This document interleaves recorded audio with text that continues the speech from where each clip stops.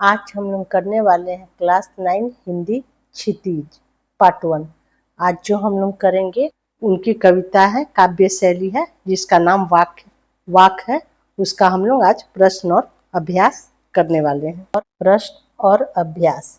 Question number 1, रस्सी यहाँ किसके लिए प्रयुक्त हुआ है और वह कैसी है? इसका आंसर है, यहाँ रस्सी जीवन जीने के साधनों को और नश्वर आयु को कहा गया है।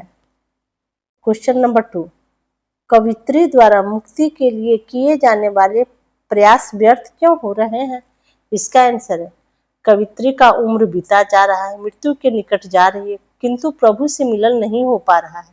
उन्हें ऐसा लगता है कि उनकी साधना व्यर्थ हुई जा रही है, साधना का फल उन्हें नहीं मिल पा रहा है। क्वेश्चन नंबर 3, कवित्री का घर जाने की चाह से क्या तात्पर्य है? इसका आंसर है, परमात्मा से मिलन, मतलब कवित्री जो है घर जाने की इच्छा मतलब परमात्मा से मिलन की चाह को यहाँ पर लिखा गया है, घर जाने की चाह, इसका मतलब है।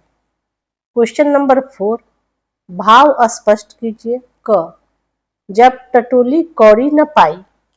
इसका आंसर होगा, कवित्री परमात्मा प्राप्ति के पथ पर ठीक आई थी, किंतु गलती से हठ योग का मार्ग पकड़ ली। वह जीवन भर सुषुम्ना नाड़ी को साधने का प्रयास करती रही, सारा जीवन इसी में बिता दी, अंत में उन्हें कोई सफलता न मिली, उनकी जेब खाली ही रही। ख क्या है? खाकर कुछ पाएगा नहीं, न खाकर बनेगा अहंकारी। इसका क्या आंसर है? कवित्री मनुष्य से कहती है, तू सांसारिक भोगों में लीन मत हो, उसे कोई उपलब्धि नहीं हो पाती है, वह परमात्मा यानी कि भगवान से दूर हो जाता है। भोग एक प्रकार का भटकाव है जो मनुष्य को परमात्मा से दूर ले जाता है, जिससे कि त्यागी, तपस्वी, व्रती, महात्मा अहंकारी हो जाता है, वह स्वयं को सर्वश्रेष्ठ समझने लगता है। क्वेश्चन नंबर 5, बंद द्वारा की सांकल खोलने के लिए ललतदेव ने क्या उपाय सुझाया है? इसका आंसर है, ललतदेव ने सुझाव दिया है कि भोग और त्याग के बीच संतुलन बनाए रखना चाहिए, न तो भोग में लिप्त रहो, न अपना शरीर को सुखाओ, बल्कि मध्यम मार्ग का रास्ता अपनाओ, तभी प्रभु मिलन का द्वार खुलेगा। क्वेश्चन नंबर 6, ईश्वर प्राप्ति के लिए बहुत से साधक हठ योग जैसी कठिन साधना भी करते हैं, लेकिन उससे भी लक्ष्य प्राप्ति नहीं हो पाती। यह भाव किन पंक्तियों में व्यक्त हुआ है? इसका आंसर है, उपयुक्त भाव निम्न पंक्तियों में प्रकट हुआ है। आई सीधी राह से गई न सीधी राह, सुषुम सेतु पर खड़ी थी बीत गया दिन आह, जब टटोली कौड़ी न पाई, माझी को दुख क्या उतर आई। क्वेश्चन नंबर 7, ज्ञानी से कवित्री का क्या अभिप्राय है? इसका आंसर है, ज्ञानी से कवित्री का अभिप्राय है जिसने परमात्मा को जाना हो, आत्मा को जाना हो, पहचाना हो, तब कवित्री जो है ज्ञानी उसी को समझती है। तो रचना और अभिव्यक्ति। क्वेश्चन नंबर 8, हमारे संतों, भक्तों और महापुरुषों ने बार बार चिताया है, परस्पर किसी प्रकार का कोई भेदभाव नहीं होता, लेकिन आज भी हमारे समाज में भेदभाव दिखाई देता है। क, आपकी दृष्टि में इस कारण देश और समाज को क्या हानि हो रही है? ख, क्या कहा जा रहा है? आपसी भेदभाव को मिटाने के लिए अपने सुझाव दीजिए। तो इसका आंसर होगा, क का जो आंसर होगा, आपसी भेदभाव के कारण समाज में दरारें पड़ती हैं, जिससे लोग एकजुट नहीं हो पाते। भेदभाव झेलने वाले व्यक्ति को आत्मसम्मान और मानसिक स्वास्थ्य भी प्रभावित होता है। शिक्षा, रोजगार और सामाजिक विकास के अवसर भेदभाव के कारण असमान रूप से वितरित होते हैं। भेदभाव से उत्पन्न असंतोष सामाजिक संघर्ष और हिंसा को जन्म दे सकता है। ख क्या है? आपसी भेदभाव को मिटाने के लिए सुझाव देना है, तो इसका क्या आंसर होगा? शिक्षा के द्वारा लोगों को विभिन्नता के महत्व के बारे में शिक्षित करना होगा। स्कूल और कॉलेजों में समानता, सहिष्णुता और सांस्कृतिक विविधता पर आधारित कार्यक्रम चलाना होगा। सकारात्मक संवाद को प्रोत्साहित करना होगा। भेदभाव के मुद्दों पर चर्चा से गलत धारणाओं को दूर करना होगा। सभी को शिक्षा, रोजगार या सामाजिक स्तर पर समान अवसर मिलना चाहिए। सरकार और समाज को मिलकर भेदभाव को रोकने के लिए प्रभावी कानून लागू करना चाहिए। दूसरों के प्रति सहानुभूति और सम्मान विकसित करना चाहिए।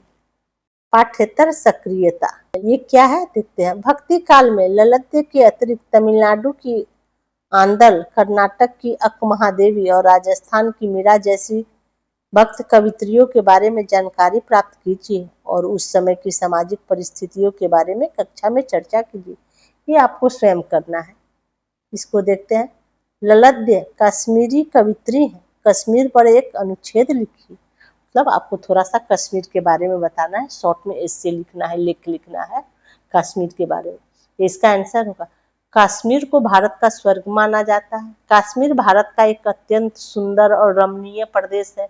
यहाँ की वादियाँ, झीलें और बर्फ से ढकी पर्वत चोटियाँ अत्यंत मनमोहक है। डल झील में शिकारा की सैर करना और गुलमर्ग की बर्फीली ढलानों पर खेलना पर्यटकों के लिए विशेष आकर्षण का केंद्र है। कश्मीर के लोग अपनी पारंपरिक पोशाक और हस्तशिल्प के लिए प्रसिद्ध हैं, परंतु पिछले 70 वर्षों में यहाँ के लोगों में राजनीति का विष फैल गया है। कश्मीर अपनी प्राकृतिक सुंदरता और सांस्कृतिक विविधता के लिए जाना जाता है।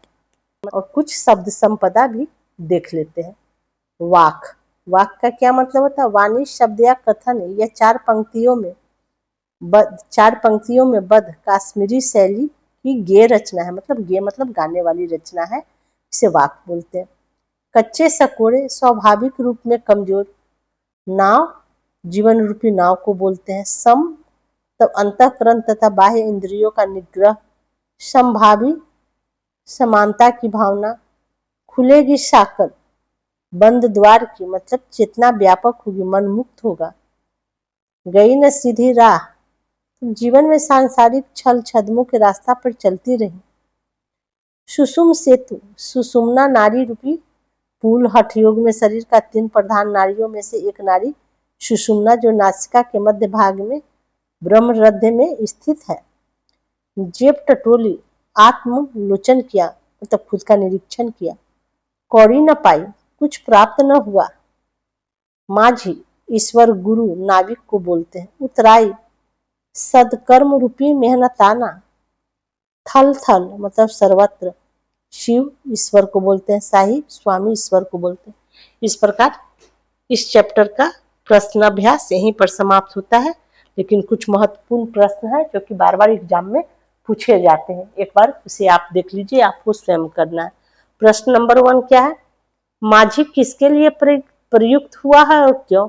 क्वेश्चन नंबर 2 क्या है? कवित्री ने परमात्मा प्राप्ति का क्या उपाय बताया? क्वेश्चन नंबर 3 क्या है? वाक का अर्थ क्या है? इस कविता में रस्सी किसके लिए प्रयुक्त हुआ? क्वेश्चन नंबर 4 क्या है? कवित्री के मन में क्या हुक उठती है? क्वेश्चन नंबर 5 क्या है? ललद्य के अनुसार शिव किन में भेदभाव नहीं करते और क्यों? इस प्रकार इस चैप्टर का प्रश्न अभ्यास यहीं पर समाप्त होता है। हैंड रिटन नोट्स का लिंक वीडियो के डिस्क्रिप्शन में डाल दिया जाएगा, पढ़ने के लिए आप उसका प्रयोग कर सकते हैं।